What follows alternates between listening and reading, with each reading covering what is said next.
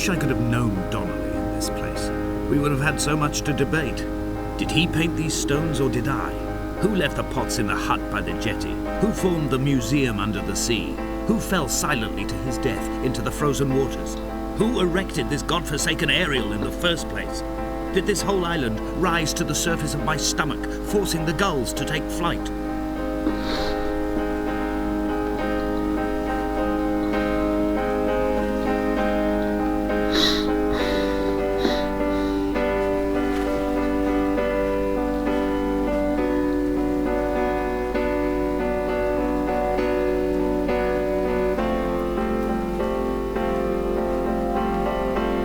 Fire and soil, I chose fire.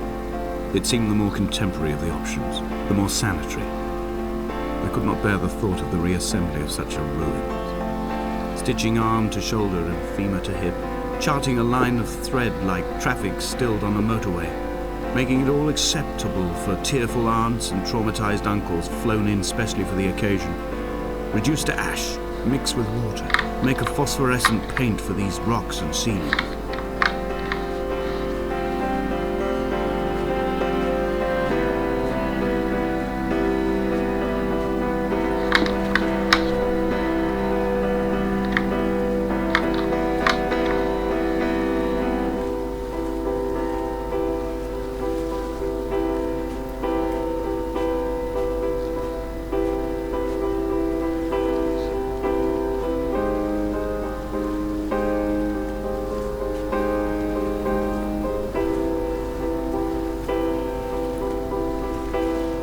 Hall by the roadside, by the exit for Damascus, all ticking and cooled, all feathers and remorse, all of these signals routed like traffic through the circuit diagrams of our guts, those badly written boats torn bottomless in the swells, washing us forever ashore.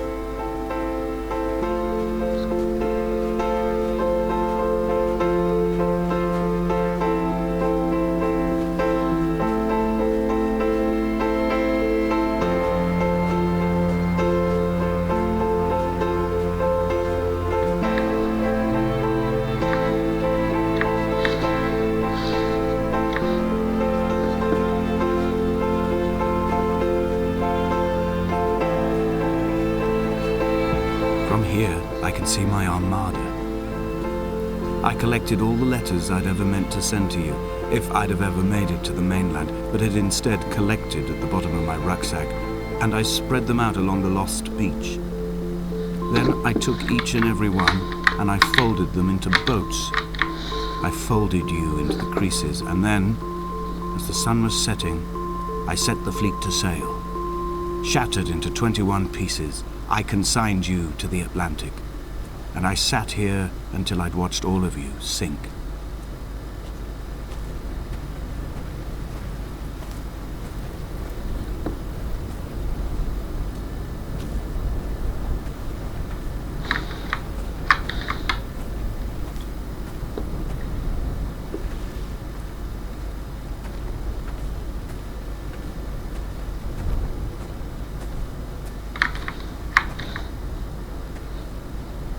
When Paul keeled over dead on the road to Damascus, they resuscitated him by hitting him in the chest with stones gathered by the roadside. He was lifeless for 21 minutes, certainly long enough for the oxygen levels in his brain to have decreased and caused hallucinations and delusions of transcendence.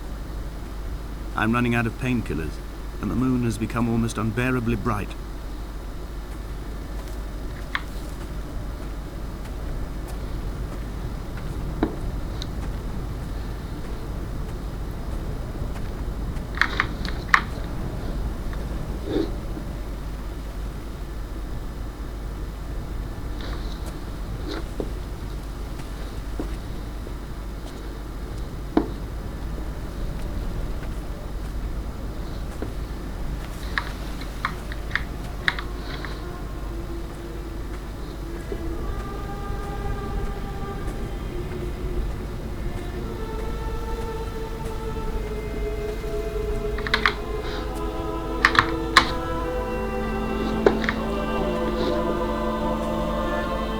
I've begun my voyage in a paper boat without a bottom. I will fly to the moon in it.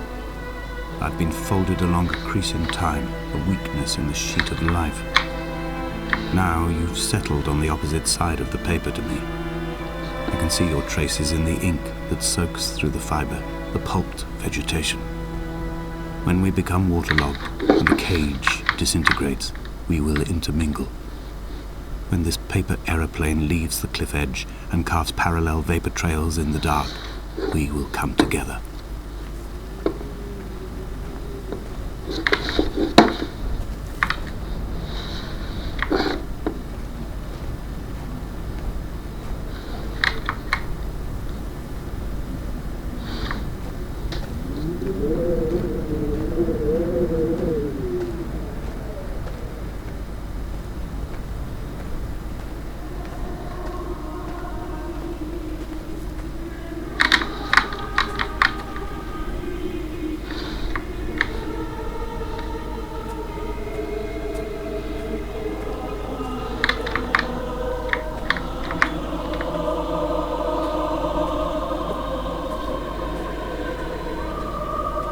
If only Donnelly had experienced this, he would have realized he was his own shoreline, as am I.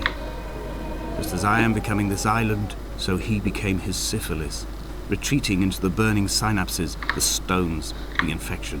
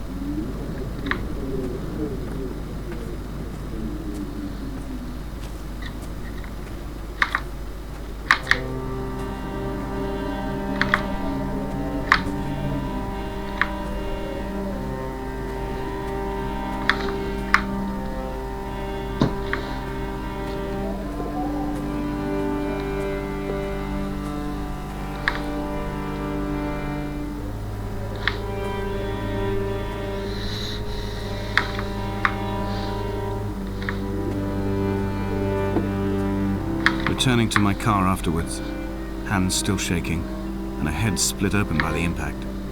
Goodbye to tearful aunts and traumatized uncles. Goodbye to the phenomenal. Goodbye to the tangible. Goodbye Wolverhampton. Goodbye Sanford. Goodbye Cromer. Goodbye Damascus. This cliff path is slippery in the dew. It is hard to climb with such an infection. I must carve out the bad flesh and sling it from the aerial. I must become infused with the very air.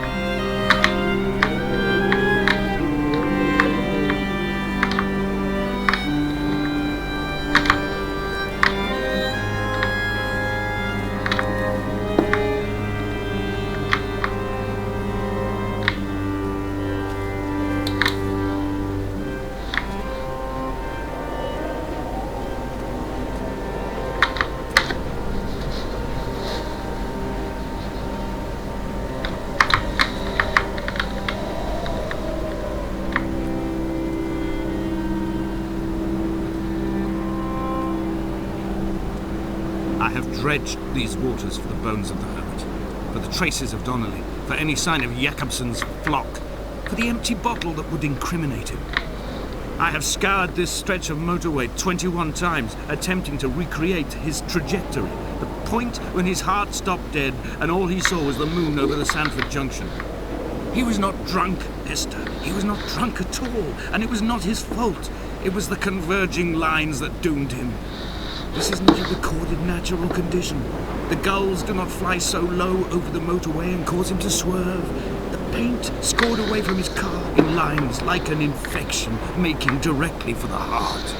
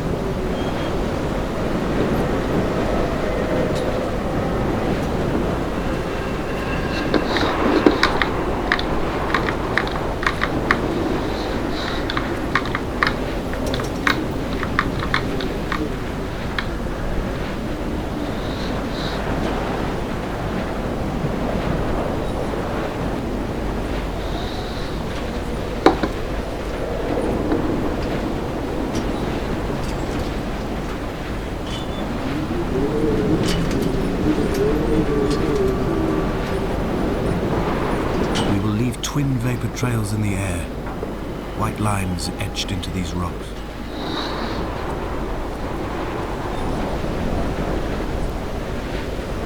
Dear Esther, I have burnt my belongings, my books, this death certificate. Mine will be written all across this island. Who was Jakobsen? Who remembers him? Donnelly has written of him, but who was Donnelly? Who remembers him? I have painted, carved, hewn, scored into this space all that I could draw from him. There will be another to these shores to remember me.